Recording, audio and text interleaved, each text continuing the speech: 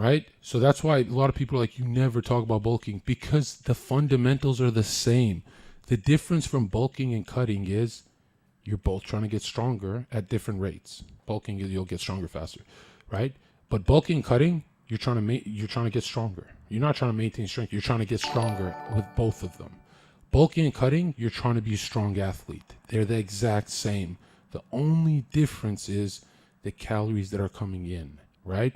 But I don't like to say that. I say the only difference is, thank you, Minnie.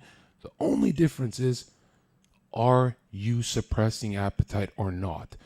For most of my guys bulking, they say, John, how do I get hungrier? I go, don't worry about that. Worry about your strength, squat, dead, bench. Are they going up? If you have good sleep, good nutrition, they will go up. They will go up, right? Another thing, bulking isn't 10 pounds in a few weeks. Bulking, you barely have to look at the scale ever. You're just looking at your squat, dead, bench if they're going up with a rep here, a rep there, right? What does diet recomp look? That's just maintenance calories. Anytime someone says I'm recomping, they're talking about maintenance. Don't ever listen to stupid fucking retard YouTubers most YouTubers never got paid by one person. They were never trainers. They were never in the industry. They're just liars. They've never done the job. And DGG saying, I give bro science advice. Bro science advice is the opposite of what I give. When you ask Basel or any of my clients, or even my clients that competed, right? Even the enhanced ones, they all say, Zherka's a nerd. He's not going to give you what you're looking for. He's going to give you nerd advice. When Zherka lifts, it's a scientific experiment. He's getting stronger on paper. He treats it like same shoes, same everything. Nothing changes. Same kind of music, same kind of energy. Everything has to be the same to see if I'm getting stronger over time. There was a point with some of my clients where I said they're not allowed to listen to music because some songs were making them more emotional. That's pretty psychotic, but hey, the psychological aspect and the idea of looking at this as an experiment is one way to go about it and one way to get results for sure. And we don't know if they're lifting more because of a song or whatever, but that's a little extreme. I never take out music because you're taking the life out of the lift, which is so bad. But for some guys who are really like robotic, if they can listen, that made sense. But the number one thing about bulking is understanding a cut. Once you understand a cut, it's very easy. Right? Now here, look at this. Let's draw two charts. Okay? One chart. Let's draw these two charts, let's say. You should probably screenshot this, because if you screenshot this and put this on your computer, you start making better food choices because you remember what I say. So you should probably screenshot this before I delete it, right? Also, another thing, seeing something in the morning makes you better at it. If you put your goals on a piece of paper every morning, you see you have to do this with your diet checklist, the healthiest thing you can do for your goals. Okay, I used to do it for. Okay, look at this.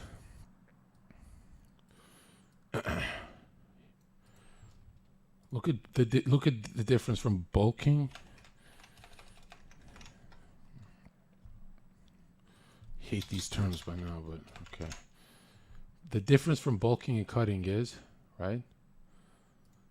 Strength is going like this when you're bulking, and when you're cutting, strength is going to go like this, right? First 10 pounds, it'll stagnate. Then you lose more weight, it'll be impossible. Then you get peeled, shredded, you see your abs, your strength dips a little down, right? And then it's like this, and it kind of like stagnates, but it's always going a little down. Then you hit maintenance calories, and it goes up.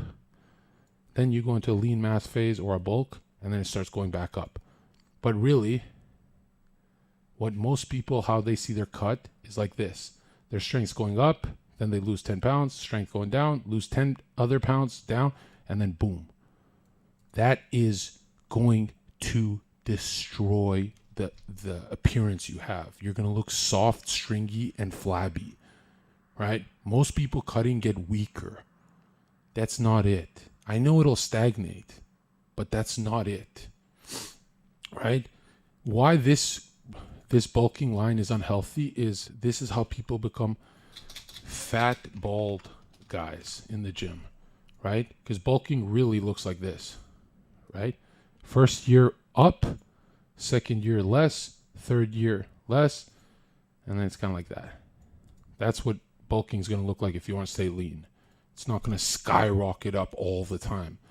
Another thing, let me make more. Hold on. You can't screenshot this because I didn't label it, but if you have this clip, you can remember. Is this helping anyone? I swear I'm really getting into, like, I wish I had MS Paint to talk to my clients about this. I had to tell it to them like 100 times. They're so fucking retarded, right? Here, look. Is it bulking, cutting? Right. Here's a stick man. Here's a stick man.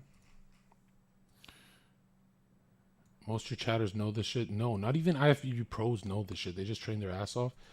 And it works because they're on PEDs. They could just keep healing, right? Now look at this. Look at this, man. Right here. Okay. Well, y'all let me know. Is this common information? Do y'all know this stuff already? Or is any of this new to you? Because I feel like for me, it is kind of obvious. But not only have I been doing this for a long time, I've also been teaching it to people for a long time. I'm certified. I've been certified on paper and certified through experience as well, which I would say is more important. But I've been knowing this stuff for a long time, and it's at the point where I really don't know what common knowledge is in regards to this stuff. Y'all let me know. This is how most people fucking get fat as shit in the gym, even after they had good physiques. Year one, right here. Year one, they get 25 pounds, let's say. They're good genetics. Then they expect year two to be another 25. That's not how your physiology works, right? For most people, you're done. After your noob gains, it's over. Your appearance can change drastically, even if you know what you're doing, but really you're done. Once you have your frame, you're done. So when I started out, I was 145 pounds, had my noob gains year, put on 20 to 25 pounds, so I was about 165 to 170. Now I'm naturally around 180 to 185 pounds. So I put on another 10 to 15 pounds, but I've been training now for 8 years, a little bit over 8 years. So first year is definitely when I put on the majority of that size, of that weight. But since then, it's definitely slowed down. But I've never really focused on my weight. I've been as heavy as 200 pounds. I've been as light as 165 pounds when I competed in my first show.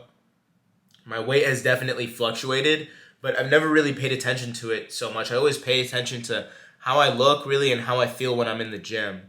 That's always, I've always been able to trust in that to judge my progress and judge my physique. That's it.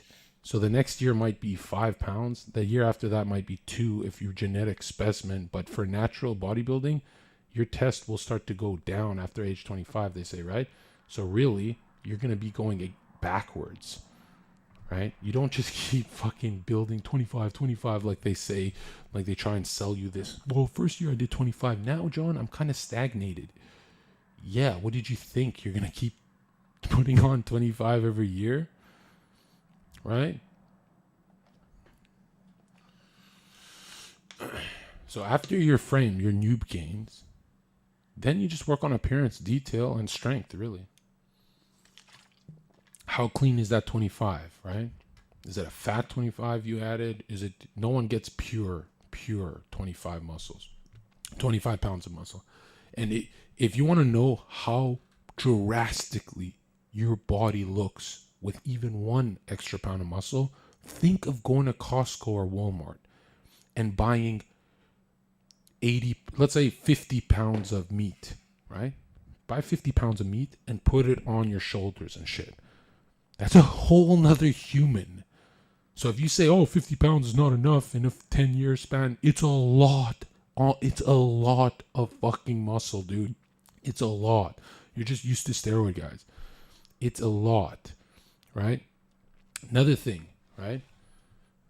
If your stress level is high, cutting, you look like garbage, right? Cutting, if you're not smiling during 80% of your cut, I don't care what anyone says.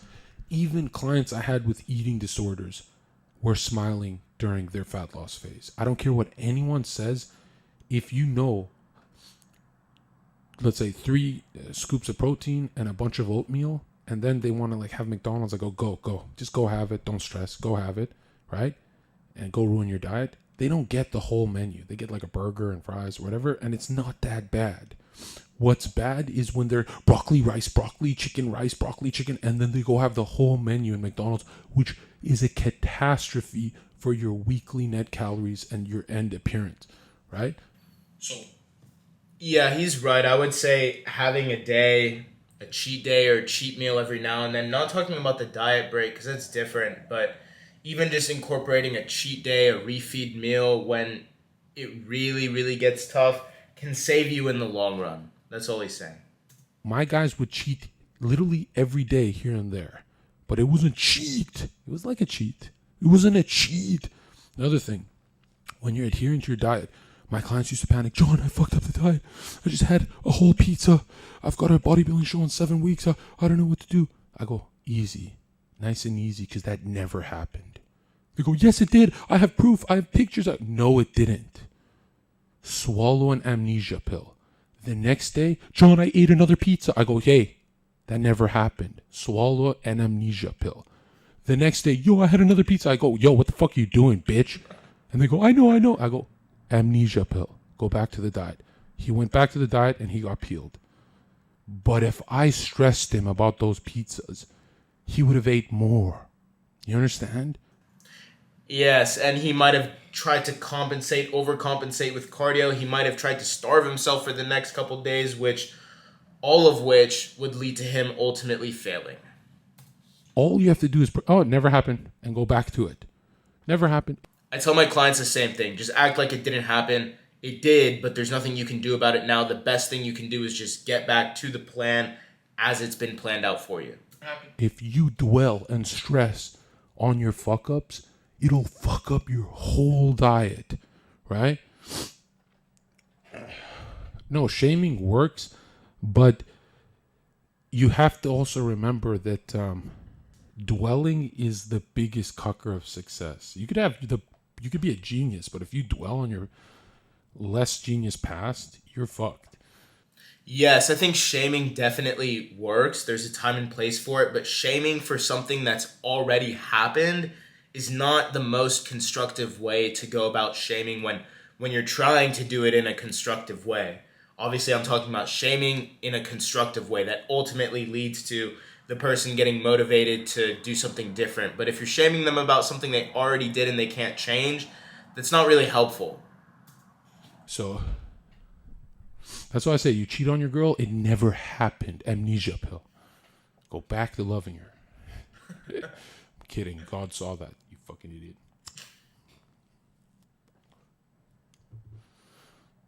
You know why cheating is not that big a deal for me?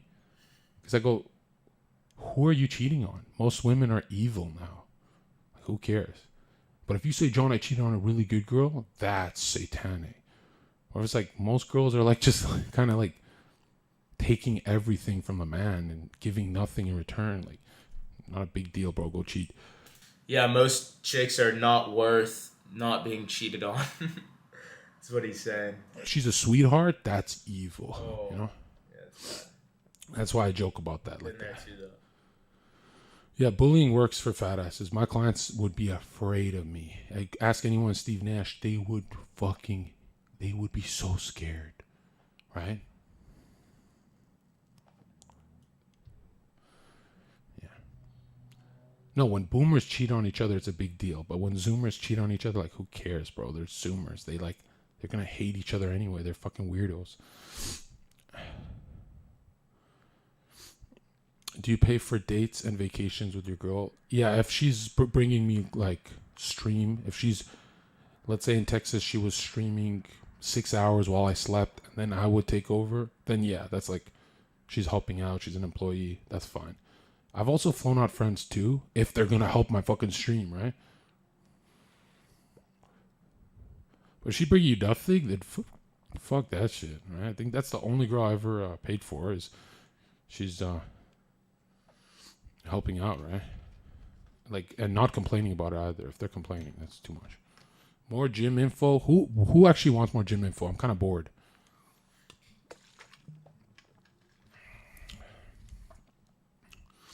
You know what I mean? Like, or ask a question. I don't even know what else to tell you because these basics will get you fucking an 8-pack.